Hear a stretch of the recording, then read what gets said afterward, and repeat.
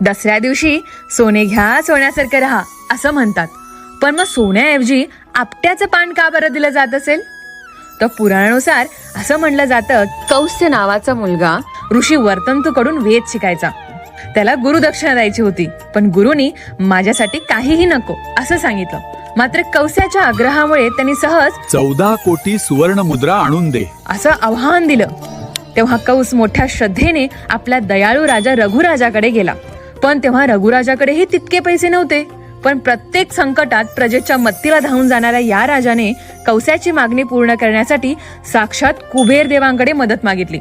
त्याची ही नम्र विनंती पाहून कुबेर देवाने चक्क सोन्याचा पाऊस पाडला. पण दयाळू असणाऱ्या राजाने त्या सर्व सुवर्ण मुद्रा कौस्याला दिल्या.